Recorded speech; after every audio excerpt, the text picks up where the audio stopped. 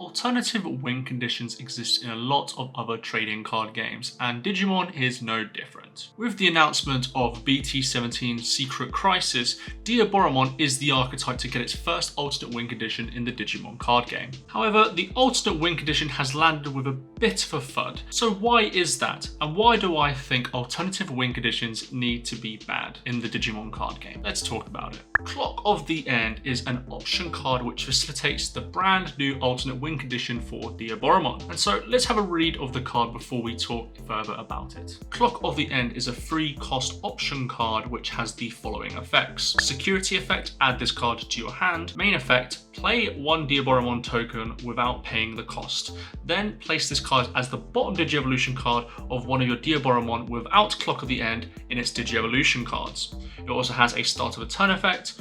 If you have 4 Clock of the Ends are placed in the battle area, you win the game. It also has inheritable effects in all turns when this Digimon would leave the battle area by an opponent's effect by deleting one of your other Diaboromon, prevent it from leaving. And it has the end of turn effect, which is place 1 Clock of the End from this Digimon's Digievolution cards in the battle area. So the idea here is that you get all 4 of them underneath a Diaboromon token or a Diaboromon stack, and then at the end of the turn you play them all out of the sources, and then at the start of your turn you win the game if you have 4 out in play. So there are a lot of effects and a lot of things going on with this card, but like I said, the main way that you essentially get the alternate win condition with this card is if you have all 4 of them out in play. Now, BT17 Secret Crisis hasn't been fully released yet, but what I would assume is that the BT17 line for Diaboromon will feature cards that help you get to this Clock of the End alternate win condition. However, at this point, we're not 100% sure. There's only one other card that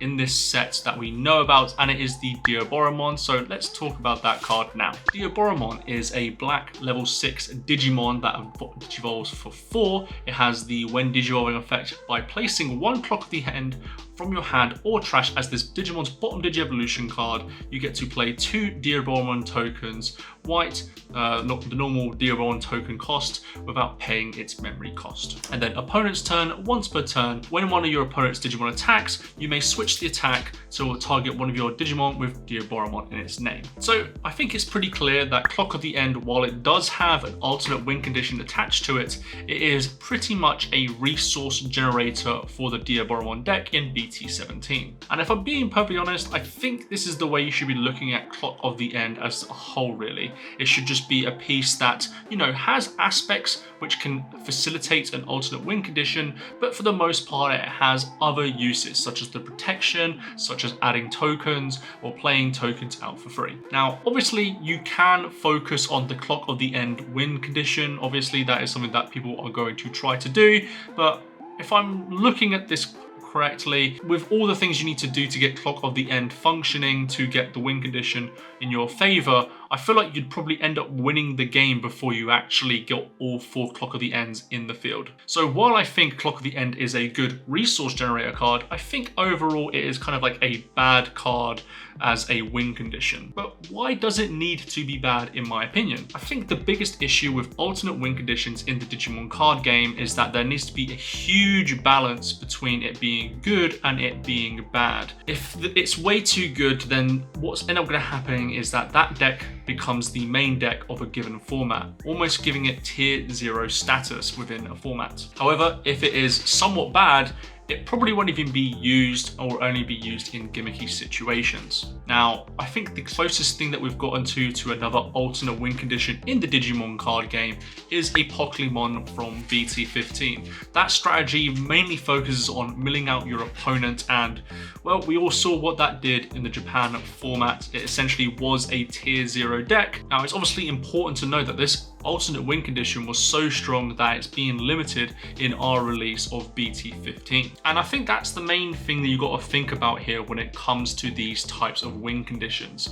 If they are way too good, they just become the dominant deck in the meta, and there is very little diversity from that.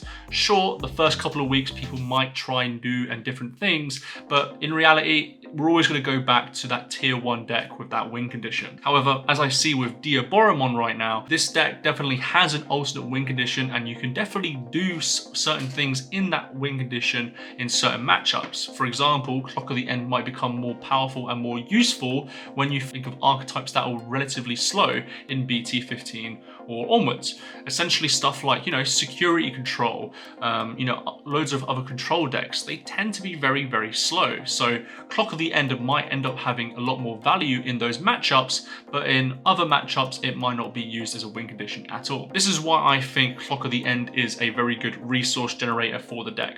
Obviously, it has uses with the Diaboromon that I mentioned, but it also has, just good utility in the card itself. Like I said, protection is always good. Just being able to play out a token for free is always good.